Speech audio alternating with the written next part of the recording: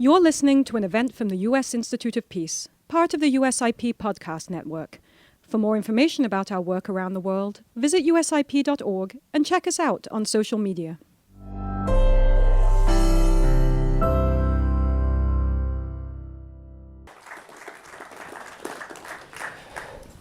Years. He has held many positions, many titles. I think, to my mind, the word ambassador might best characterize both the substance and the spirit of his life's work. But one should note that Ambassador Brahimi actually began his career as a freedom fighter. Leaving his studies in Paris in 1956 to join Algeria's national liberation struggle. And after independence, he was called upon to serve his country in a variety of diplomatic roles as ambassador to the United Kingdom, to Egypt, to the Arab League, and from 1991 to 1993 as Minister of Foreign Affairs. But by 1994, your reputation had preceded you, and you found your way onto a wider international stage at the United Nations.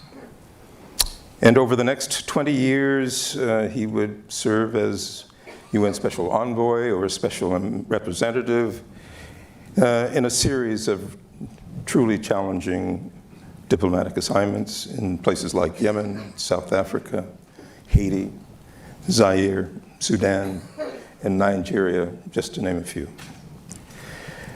He served as the Secretary General's Special Representative for Afghanistan from 1997 to 1999, and again from 2001 to 2004.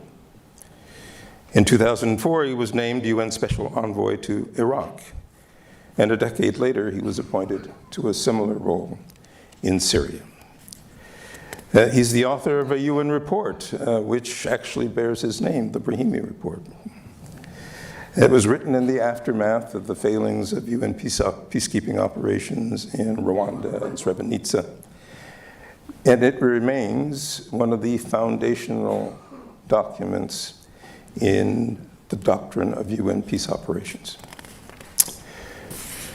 I think importantly, in 2007, he became one of the founding members of a group called the Elders, a group of distinguished senior statespersons dedicated to the cause of peace, justice, human rights, and environmental sustainability. His partners in that undertaking included such notables as the late Nelson Mandela, former Irish President Mary Robinson, Liberia's former President Ellen Johnson Sirleaf, the late Bishop Desmond Tutu, and the late Kofi Annan. Ambassador Brahimi is no stranger to this house, and it is indeed a privilege to have him back with us today, along with members of his family, to reflect on his extraordinary journey and the lessons that we may all glean from his extraordinary experiences.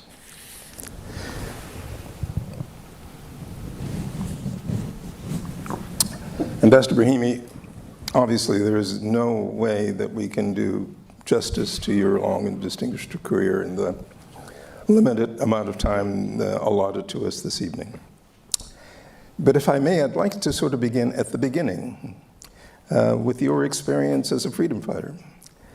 And I'd like to ask, and it brings to mind, of course, the journey of another freedom fighter who also went on to become a noted peacemaker, one of our most noted peacemakers of our time, Nelson Mandela. And I wanted to ask, first and foremost, what motivated you to make this transition from freedom fighter to diplomat? But also how that experience as a member of the Algerian national liberation struggle has informed your work over the years as a peacemaker and as a peace builder. Ambassador Moose, thank you very, very much indeed for the honor of receiving me in this house. And I am extremely grateful to the people who were kind enough to take time to come and listen to us.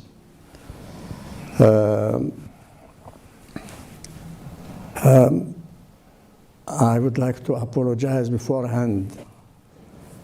I'm not as young as I used to be when I started, in particular. My eyesight is not as good as it used to be. My hearing is not as good as it used to be. And more important, my memory is not as good as it used to be. So I'll try to remember, They say that one remembers better things that come from 60, 70, 80 years ago than about lunch yesterday.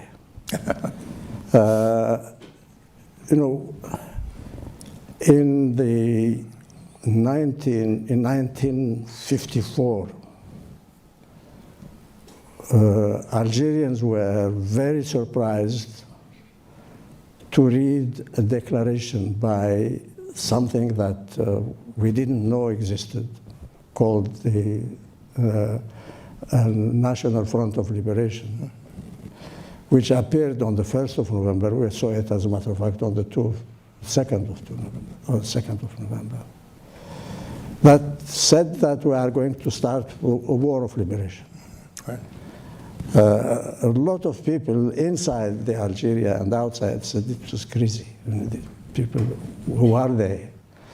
What is it? How are they going to fight a war against France, NATO, and so on? And for us young people in those days, welcoming that declaration was the most natural thing to do. So as students, we had just created our national student organization. We immediately adhered to this and we're trying to find who these people are and how do we join. Yeah. In my case, I was in Paris. I was part of the leadership of our student organization, and we received in, I think, January 1956, an invitation from the Indonesian students who said we are organizing a student conference in the city of Bandung to commemorate the first anniversary of the big Bandung conference that had taken place in April 1955.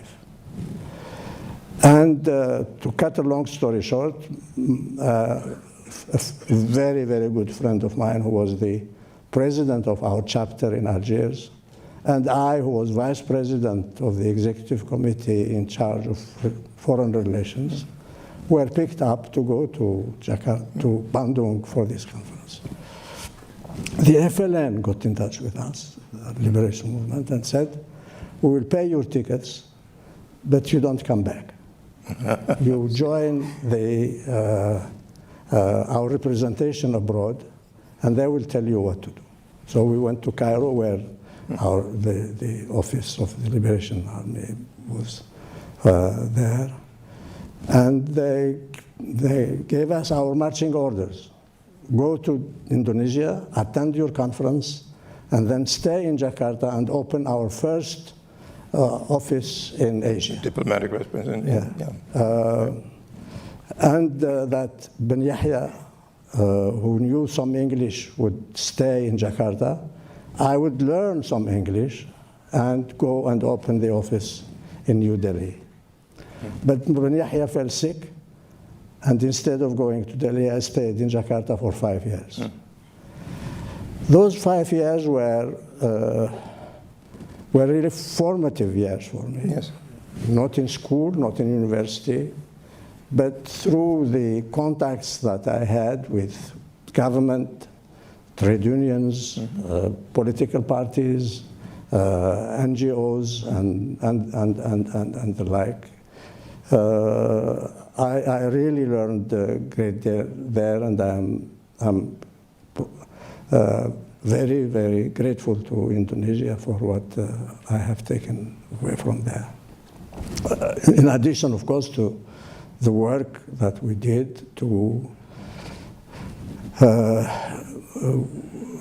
make our struggle known and gain support, not only political support, which we had already in a country like Indonesia, but also material and even military support. So that is how how I went from from there on. I have never chosen what to do. It has always been decided for me. And you've said that, in fact, what you learned, one of the things you learned from that experience was just how important the building of that international support was to the ultimate success of the Algerian liberation.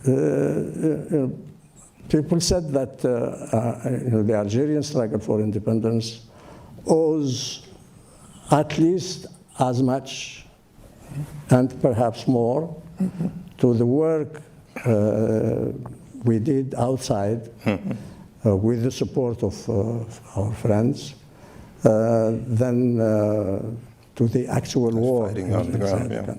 It's not true. The war was really the deciding factor, but I think the work outside has contributed something. One can imagine that experience, we forget how brutal the Algerian war was. It was. And one could well imagine that was an experience that could have embittered you and indeed turned you away from this idea of being a peace builder, but it did not. Yeah. I think that we had become already part of the freedom fighting in Africa. And we were very, very close to all the movements elsewhere in Africa. Across Africa, including the ANC, Portuguese colonies, and so on. We were very, very close indeed. And I was fortunate to know a lot of people. The last one being Mandela. Whom I met only after he was freed in 1990. And I met him in South Africa, where I went to observe as the leader of the UNOMSA, the observer mission of the United Nations in South Africa. It was quite an adventure. Yeah. It was a natural thing that those of us who had worked outside, and by the way, we never called ourselves diplomats. We were members of the National Liberation Front who happened to be outside for one reason or another and were mobilized by the party, by the liberation movement to do work for the cause. But it was the natural thing to go back home in 1962 and create the Ministry of Foreign Affairs. Yes. First, as a matter of fact, in Cairo and Tunis, because we had created a provisional government in exile, and we created the Ministry of Foreign Affairs of the government in exile in Cairo and Tunis. And then we moved to Algiers in 1962. And that was, of course, what paved the way for your subsequent diplomatic roles as ambassador to the UK. Then we became real diplomats. Then you became the title. And eventually as foreign minister and during that period. But obviously, your reputation became very widely known, and you were looked to by the Arab League, for example, and by the United Nations to assume larger roles, diplomatic roles on the international stage. One of the earliest missions, difficult challenges you were presented with was representing the Arab League and, in a way, the United Nations in Lebanon. Can you tell us a bit about what that experience was like? See, Lebanon was engulfed in a civil war which started in 1974-75.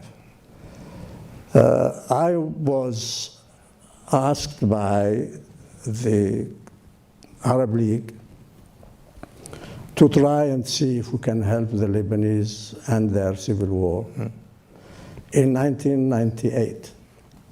First by an Arab League committee of 6 countries, and then by a presidential committee of 3.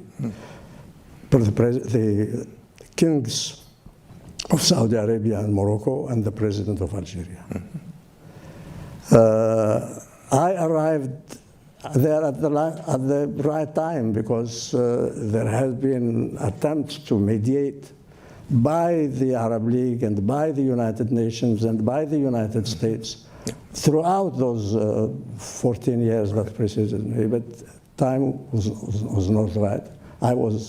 I arrived at the right time, and we managed to end the fighting and start, the helping Lebanon to organize itself on a new basis. Yeah. Again, to cut a very long story short,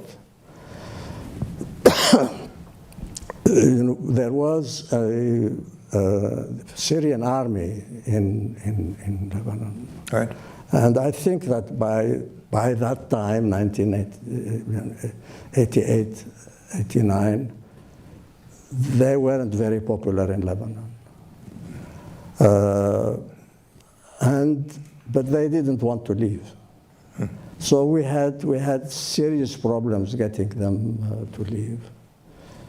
And we thought that we had found a way of moving in that direction and getting Lebanon to recover its total freedom and independence.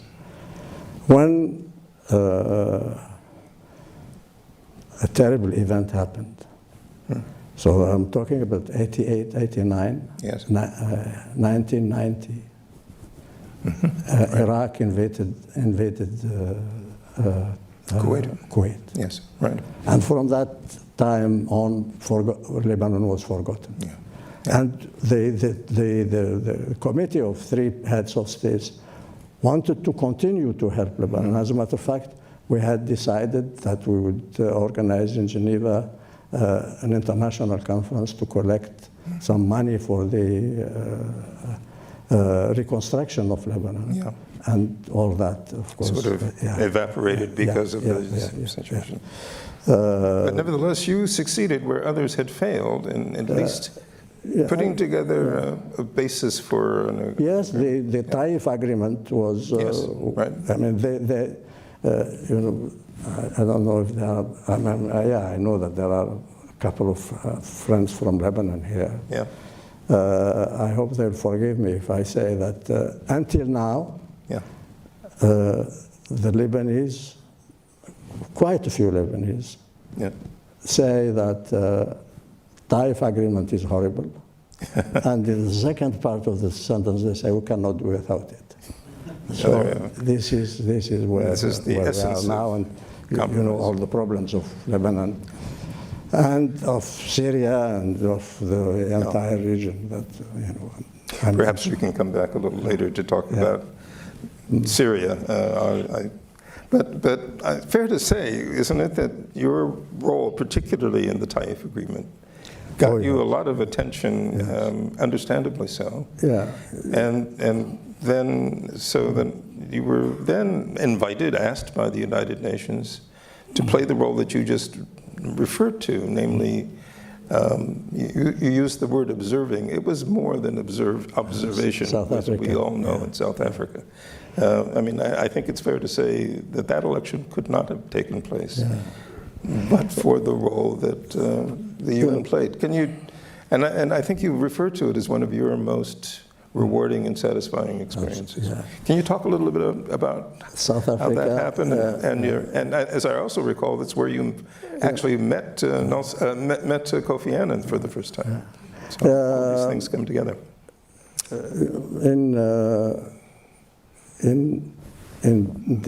I had already done a couple of things for the UN in Africa. And in November 1993. Boutros Ghali said, we have a mission in South Africa, but now it's the last phase. I would like you to go and lead it. Right. I went to South Africa in December 1993, and I immediately went to Shell House, as the ANC, where the ANC was, and met Mandela for the first time. Right.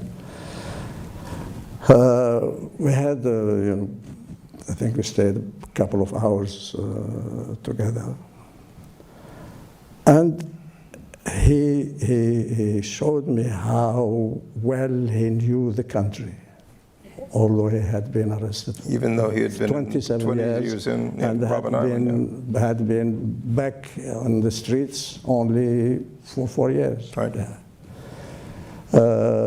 One of the things he told me, he said, there is one of the white extremists. I think you should go and see him. Yes. What for? Yeah. He told me, I think. So the name is Constant Viljoen, a former general. Yes, indeed. Who headed a small party, very extremist. I asked an appointment. He refused. He said, United Nations is partly responsible for all our problems. I have no time for you. But Mandela told me, you insist. I insisted, and he finally received me, and we had a discussion. It was very tense at the beginning. And I told him, do you know anybody in the ANC? He told me no. Yes, one, Mbeki. I said, what do you think of him? He said, yeah, he's all right. He's better than Mandela. Mandela is... So I told him, but do you know who asked me to come and see you? He said, who? I said, Nelson Mandela. He said, why? What? He said, yes, he asked me to see you. And he thinks that there is room for everybody in the new South Africa. Yeah. Again, he registered as a candidate 2 minutes before the midnight, the last day. And after the election, I received a phone call from Mr. Viljoen, who said, can I come and see you? Yes, with great pleasure. He said, I'm bringing some people with me. Who are they? He said, the Union of Farmers, the most extreme organization.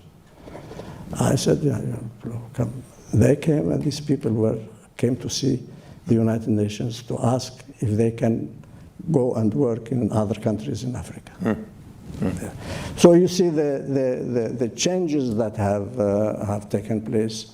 And the election in April was a terrible mess. But there was leadership in the country. And Mandela and de Klerk sat down and solved all the problems in 2 days. Yeah, indeed, it was quite a partnership. De Klerk will tell us a bit later when Boutros Ghali came for the inauguration of Mandela, and he was the second vice president, not the first vice president. He told us that this election is not about forming a government. It is about ending apartheid. We had agreed to end apartheid, and apartheid is ending. So it is a success, and we could have asked for the redoing the election in 100 constituency. But what for? The ANC will have won them anyway. So there was leadership. But there was also, frankly, the legitimacy that the presence and the leadership of the UN conferred upon us, without which there wouldn't have been any credibility for them. In fact, Mandela was released on the 11th of February, 1990.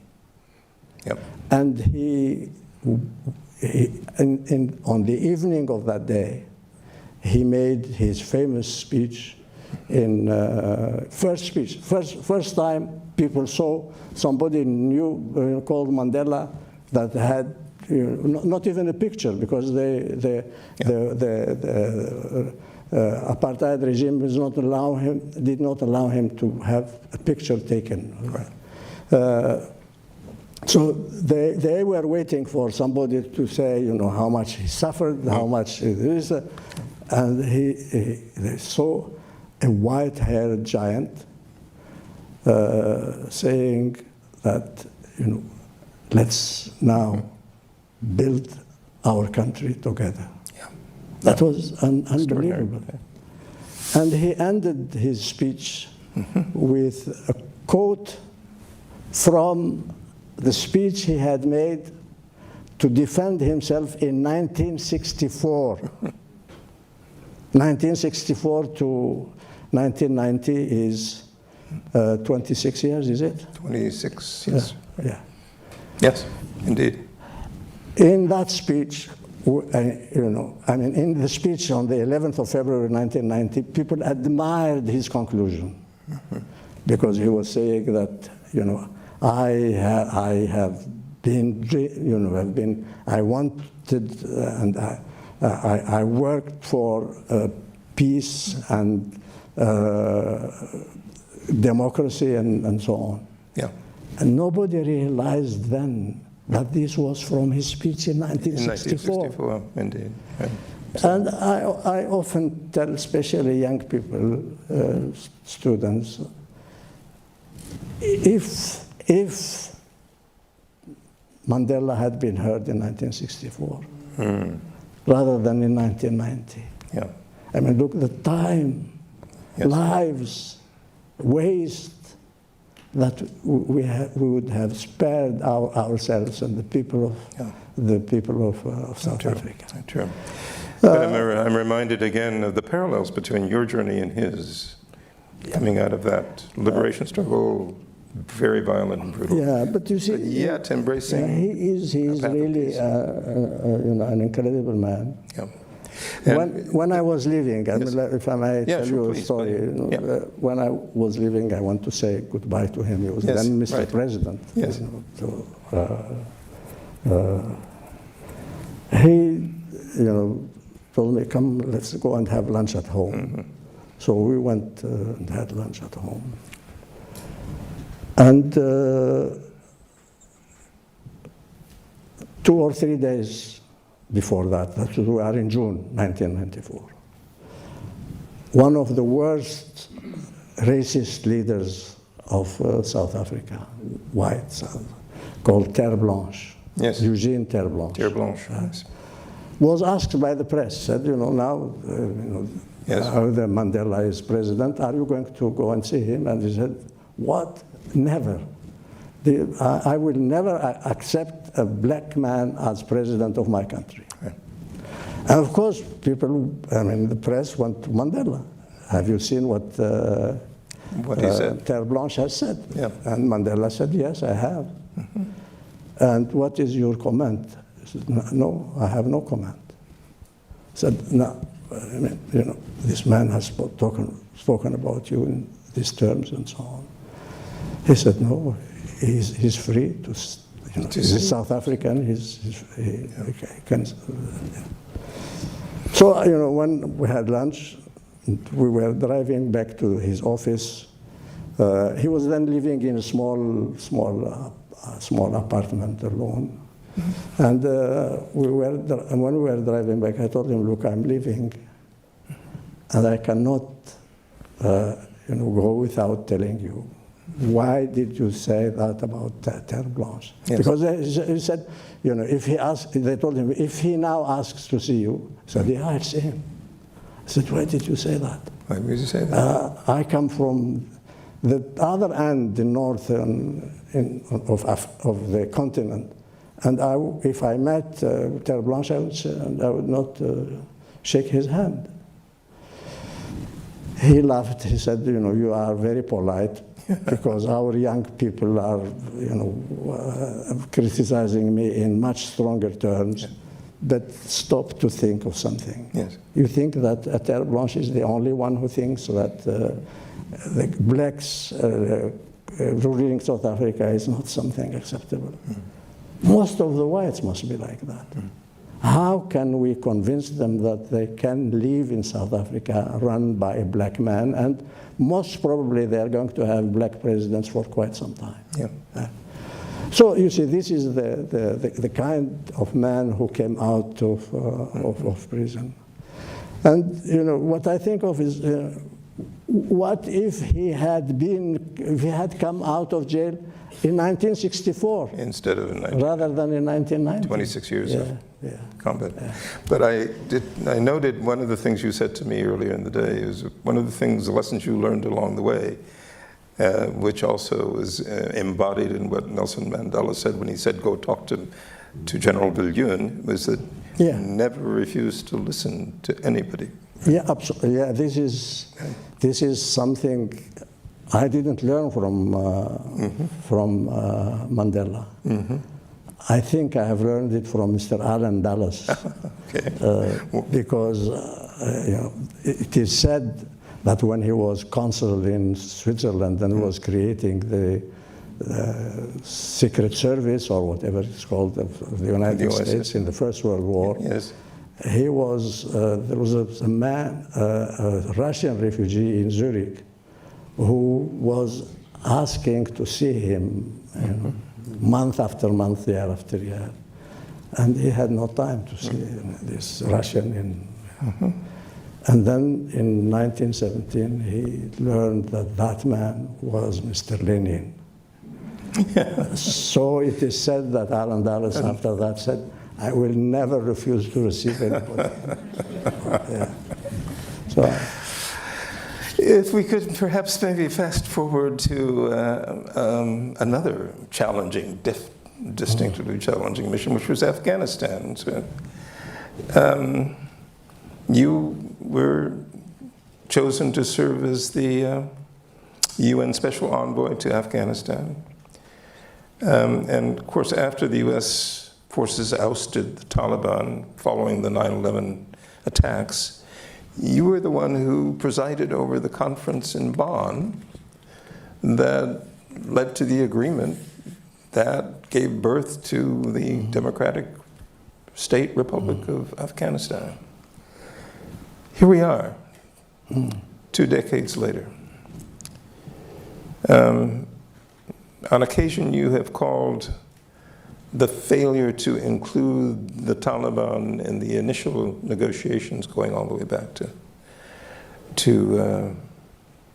2001, 2002 as an original sin, which has led us to the current situation where the Taliban is back in power. Looking back on all of that, what lessons would you have us draw from our engagement, our involvement, our intervention in Afghanistan over the years? there are, few things that were important to me in the course of this period that I have spent dealing with Afghanistan. The first one, before the 2001 military intervention of the United States and others,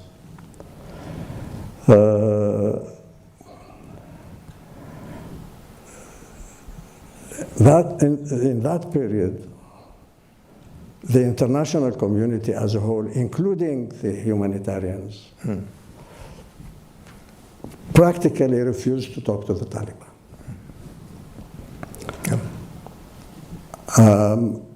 I talked to them. They also, at the beginning, were refusing to talk to us. Yeah.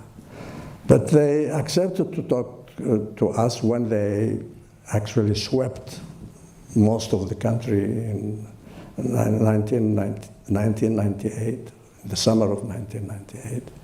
And they arrived in Mazar Sharif in the north, the big city in the north.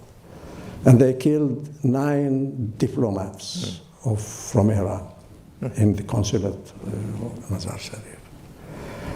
The Iranians massed 200,000 soldiers and were planning to invade Afghanistan. But then President Khatami of Iran came in September. We are talking about this happened in August. Khatami came in September for the General Assembly in New York. And he told Kofi Annan, please help us avoid the war. Okay. So, Kofi told me to go there, and I saw Muhammad Omar, the leader of the Taliban. We, took quite some time, effort, and so on, but we managed to. They killed these nine diplomats, and they arrested all the Iranians they found in Mazar Sharif, about 100 plus. So we managed to avoid a war. The bodies of the 9 Iranians and all the prisoners or hostages, as we would say. And because of that, Mullah Muhammad Omar accepted to see me twice after that. And again, I asked my question, if a lot of people had seen Mullah Muhammad Omar, what would have happened? Maybe things would have changed already, and I had discovered or suspected that bin Laden was doing things or preparing things that were, and I told the Taliban, and I told the Americans and a lot of other people. Nobody listened until the 2 embassies in Nairobi and Dar es Salaam were attacked. Yeah. Yep. 1998. So, talking to people is not bad. And it can be extremely useful. Yeah. When we came back in 2001, a lot of people say that in Bonn we should have asked the Taliban. That's not a good. That was not possible. They had just been routed and expelled from Kabul by the Americans. They wouldn't have accepted to come, and the Americans wouldn't have allowed to come. Right. True. But when we went to Kabul in December 2001, the obvious question was, these people were controlling 95% of the country. Where are they? Shouldn't we find out where they are and maybe talk to them and see what they are thinking, what they are doing, and so on?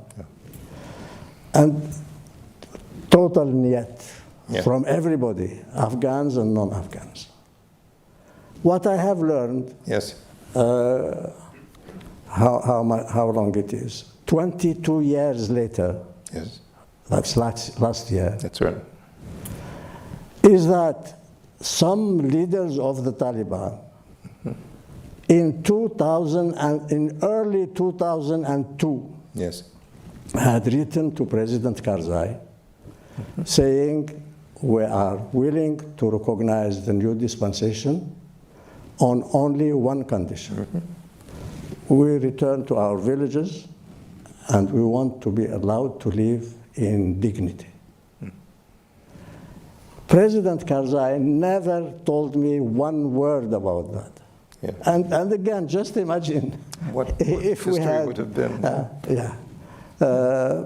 So losing opportunities is costly at the end of the day. Anyway, what we did, is held a Loya Jirga, which is a grand assembly of in the days of the monarchy, it was the king would just get up and send people and ask people, heads of tribes and so on, to come to Kabul. They have dinner, and he will tell them what he wants to tell them. But we organized it in a slightly different way. And we had first Loya Jirga in June 2002. And the second Loya Jirga, constitutional Loya Jirga, in November, December 2003, just before I left. Both were, I think, successful, although we were bitterly criticized, and I was, bitterly criticized, including by some people from USIP. Okay. Anyway, so. We put together the beginning of a republic. It's called the Islamic Republic of Afghanistan. For the 2 years I was there, we had near total peace, a little bit like what we have now in Afghanistan. But things started to deteriorate in 2004 and went on from there, deteriorating. So part of the reason for that, though, was there was a pivot, certainly here in Washington, from Afghanistan to Iraq. Yeah. You are absolutely right, yes. And, whereas in Afghanistan, we had a propitious beginning because we had the entire international community, the Security Council, the General Assembly, all supporting the intervention to end the threat of terrorism that clearly was palpable in Afghanistan. Iraq was just the opposite. Yeah. So in Iraq, we had a situation where... There is a very, very important point to make there in Afghanistan. Yes. What I heard much later was that after 9/11, the first meeting in the Pentagon was not about Afghanistan, it was about Iraq. It was about, I think history will and we bear found out much, after the event, that as a matter of fact, for a lot of people, Afghanistan was done once the Taliban were punished. And the Americans were already looking to Iraq. Like that. And therefore, the help was in Afghanistan was not as important as it should be.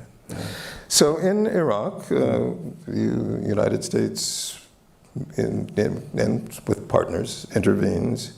Kofi Annan in October is moved to deliver a statement in the General Assembly in which he strongly criticizes our intervention as being contrary to international law and, moreover, undermining the international rules-based system. And fair to say that the relations between the 38th floor in the United Nations headquarters and the Oval Office here in Washington hadn't been frostier. Frosty, yeah.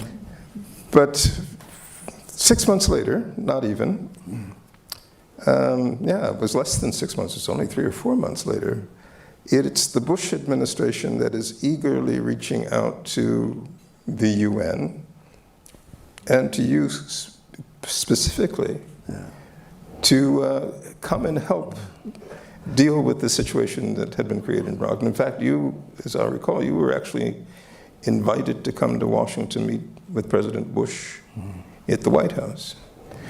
What was it that the Bush administration thought that the UN could do, and more particularly you personally could do, that the United States, with all its military power in Iraq, could not? I think, let me just read another statement Yes. of Kofi Annan, if I manage to find it.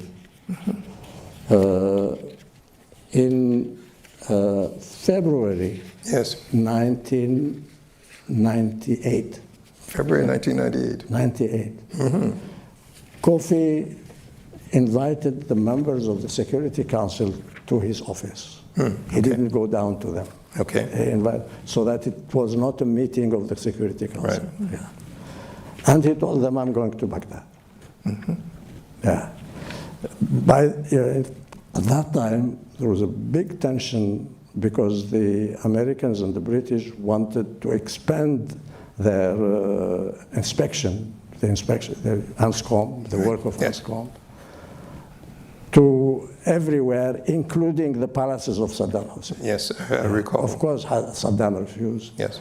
And Kofi decided to go to Baghdad to see if he can make a deal. He did make a deal. I was with him. And when he returned, he was given a hero's welcome at the United Nations. And I think the people who received him in Washington represented the opinion of the world. Yes. They didn't want wars and to continue. Few months later, I think in December of 2018, the Americans and the British bombed Iraq again. And this is what Kofi Annan said. This is a sad day for the United Nations and for the world.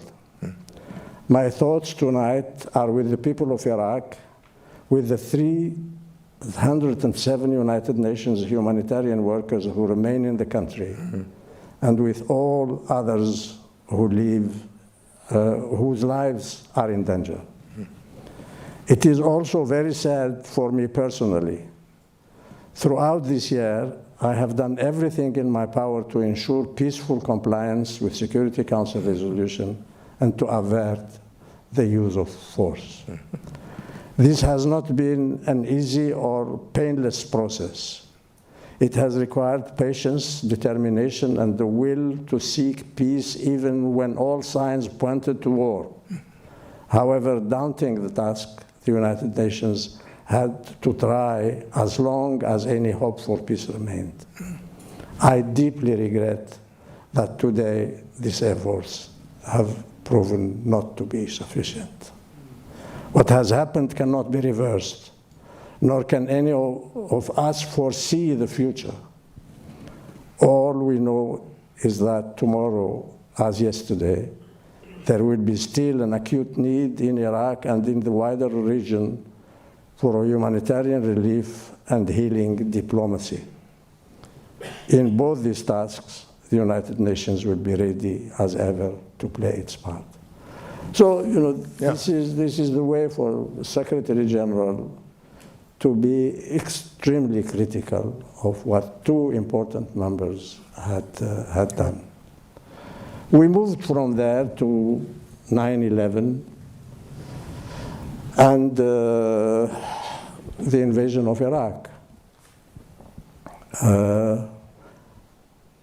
The Americans and the British came first time and asked for the UN to come to Iraq.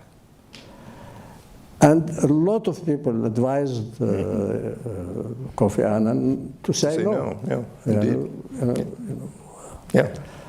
But he said yes. And President Bush invited Sergio Vieira de Mello. Sergio, yeah. Because, of course, Sergio had said no. And after this invitation, he had to say yes. And he died on the 19th of August, 2003. I made the mistake of coming from Kabul to the UN instead of going on holiday. And I think what the Americans saw was especially the success of the constitutional lawyer Jirga. It wasn't easy at all, but yes. we managed to get the constitution for Afghanistan.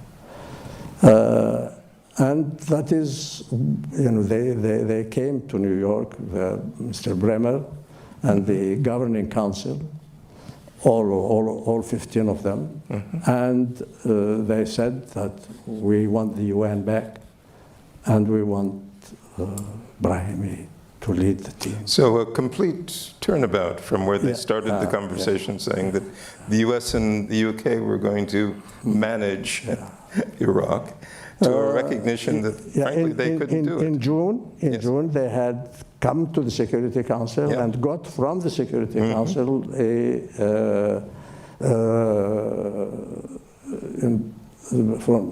an agreement that they will govern. They will govern jointly Iraq. Now they say we want to restore Iraq's sovereignty, and we cannot do it without the UN. We can't do it without you. So I want to see President Bush. Yes.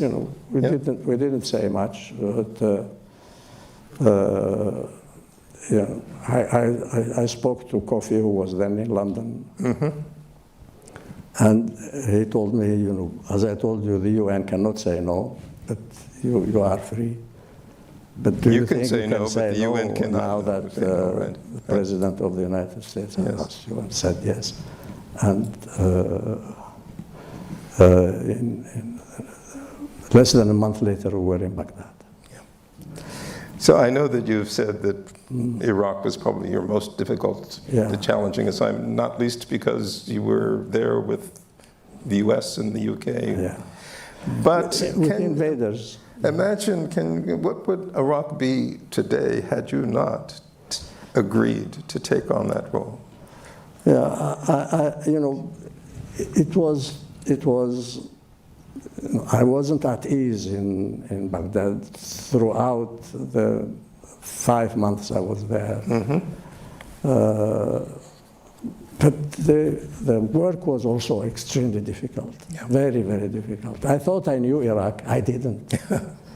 I knew Iraq in the 50s and the 60s. That's a long time ago. I met one man I liked very, very much. I remembered him in his 40s, a beautiful black-haired man, and I find a man with a cane like mine. And so the Iraq of 2004, I didn't know. So I had to learn, and extremely difficult, very, very difficult. But of course, the Americans were not able to see Ayatollah Sistani, who was the most influential religious leader in the country. I went to see him, and I came out from his office and made a statement saying that we will have. We agreed, Ayatollah Sistani and I have agreed that we'll have, Iraq will try to have an election as early as possible in 2005. On condition there is security. And we went back to New York, and we tried to talk to the Americans that there was no security. There wasn't real security. That you should postpone a little bit the election, but the Americans needed the election to take place. It has taken place. It wasn't that bad. But it would not have. It would have been far worse. The last words I would like to say is that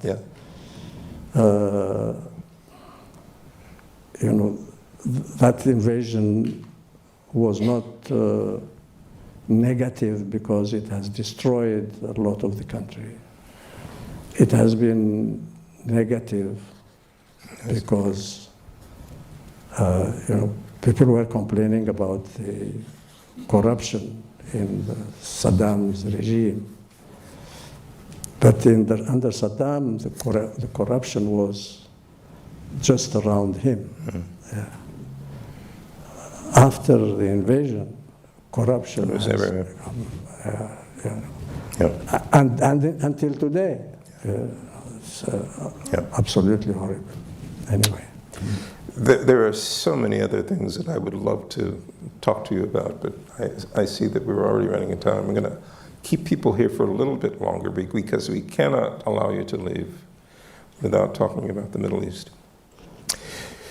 The Middle East, because you know, throughout your many assignments in the Middle East and elsewhere, as well as your more recent work with the elders, the Israeli-Palestinian issue has been a constant overarching preoccupation. Sure. And I think you can say that it has been the central driver of the politics and the conflict dynamics throughout the region and beyond. In 2017, you were invited to address the UN Security Council on the subject of the Israeli-Palestinian conflict, as one of many occasions in which you advocated for an end to the occupation of the Palestinian territories. Now, you once said in a different context, you were talking about Cyprus when you were with the elders, and you said, and I quote, says, "Never in my career have I felt that a situation is hopeless or that change is impossible. Despite the uncertainty that change will bring, there is nothing to fear from seeking genuine and lasting peace." So the question I have to ask you is, do you continue to hold to that conviction even in the face of what we are now witnessing in Gaza?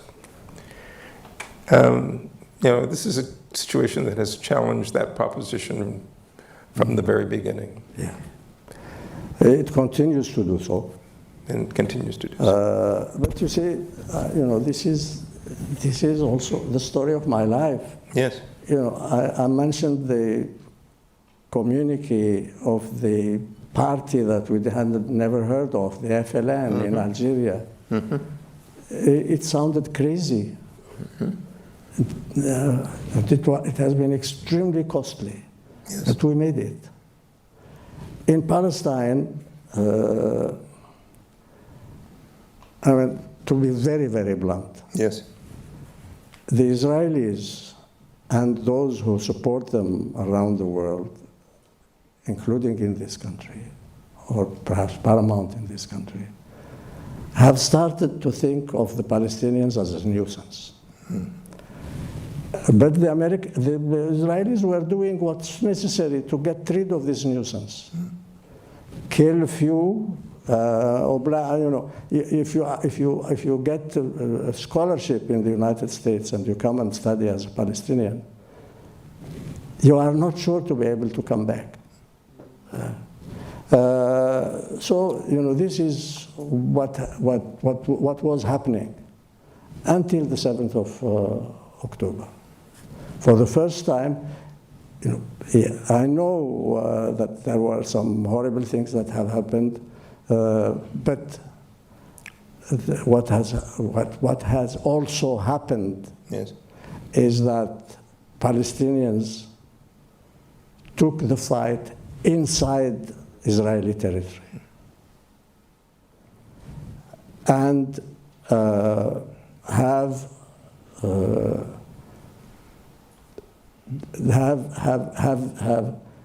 defeated for one day the Israeli army. This has changed things throughout the world, not only for the Palestinians.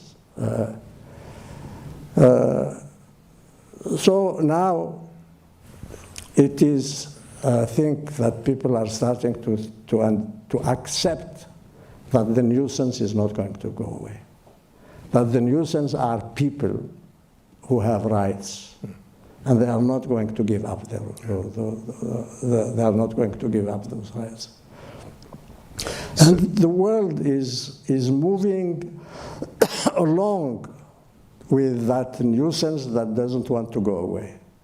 In the Security Council, there was a draft resolution, by the way, introduced by Algeria, who is now a non-permanent member of the United Nations, asking for the Palestinians to be a full member of the United Nations. Yeah. In the Security Council, the United States was the only country that voted against this draft resolution. 2 other countries abstained, the UK and Switzerland, and 12 countries voted for. Then it went to the General Assembly, and there 143 voted for, 25 abstained, and 9 countries, the United States, Israel, and 7 others voted against the resolution. So, you know, things are changing. And,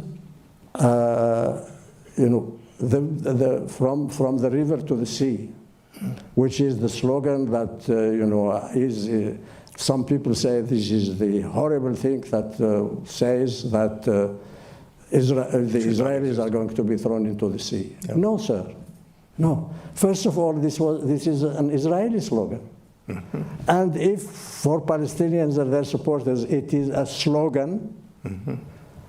the Israelis are doing everything to make it from the river to the sea for themselves, mm-hmm. without the Palestinians. Mm-hmm. They are doing things every day. And in Gaza, what they have been trying to do is to push at least half the population outside into Egypt. They have failed to do that. At what cost for the Palestinians and the inhabitants of Gaza? So this is where we are. Yeah. Well, let me ask you before, because we do have to sort of close this. You know, we have seen recently in the press references to an effort, a diplomatic effort, to reach an agreement that would have specific recognition for the establishment of a Palestinian state. Yeah. Do you think, you know, this is one of those situations, do you think that in the midst of the current crisis, it might just be possible to leapfrog all the obstacles that we have encountered for so long to that goal of the creation, realization of a two-state solution? Do you think diplomatically, if you... I'm aware that you don't have much time. Yeah. So I would say simply this. Yeah. Israelis and Palestinians today, you know, because, you know, what a lot of people in the West say, let them negotiate. If you let them negotiate, they have negotiated for 30 years. Yes, that's right. And if they negotiate, they will not be able to reach an arrangement. They need help. Yes. And that help can come only from a united international community, the United Nations. Mm-hmm. Accept the state as member, and then you will have the state of Israel occupying the state of Palestine. And you need to help them arrive at an arrangement between them. That is the way to go. It will not be done in one month or 1 year or even perhaps 5 years, but it can be done. And I think it will be done if the most important countries in the United Nations really live up to their responsibility. Yeah. So one final question, because you see in the audience here lots of young people, the future peacemakers and peace builders of the world. You yourself have always been a strong advocate for, supporter of the role of youth. Sure. In involving themselves in these issues of peace and stability and security. So what would you wish to share with this group of young folk who are here looking at the extraordinary example of your own career and life? You know, we are not handing you over a perfect place, Yeah. to say the least. To say the least. Yeah. But you see, when I was your age, I wasn't handed a perfect place. On the contrary, it was a very, very imperfect place. I remember even after we gained independence and at what price. I remember the demonstrations led by Bertrand Russell in London against nuclear weapons. In those days, nuclear weapons were, people were thinking that the nuclear war is tomorrow. Yeah. In the United States in particular, people were building underground shelters and stacking food and water and so on. And we thought it hasn't happened. It hasn't happened because of people acting in wherever they were sitting. And we have lived through that period, that fear, and arrived at the end of the Cold War. And we thought that, now things are going to be different. It hasn't lasted very long, and now we are, 1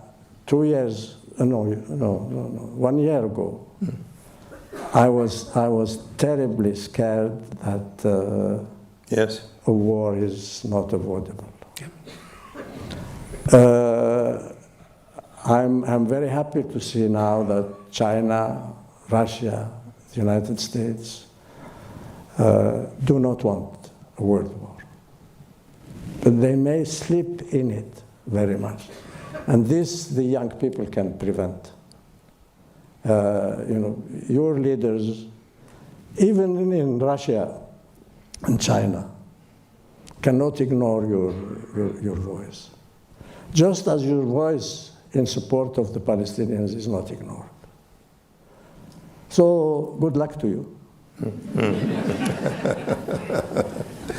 Ambassador Brahimi, you've been extraordinarily generous, not only with your time. You flew all the way from Paris to join us here today. Generous, most of all, with your thoughtfulness and your wisdom. Thank you very much. I just want to say, on behalf of all of us, how grateful we are for the fact that you've graced us with your presence and for sharing all that wisdom with us. You've offered kindly, actually, to come back and continue our conversation, or perhaps particularly speak to some of our educational and training programs. And believe me, we will be knocking at your door to follow up on that invitation. If I'm still able to walk with my strength. In any event, may I ask everyone to join me in expressing our gratitude. Thank you for listening to this event. If you'd like to listen to more events or explore our other podcasts, visit usip.org/podcasts.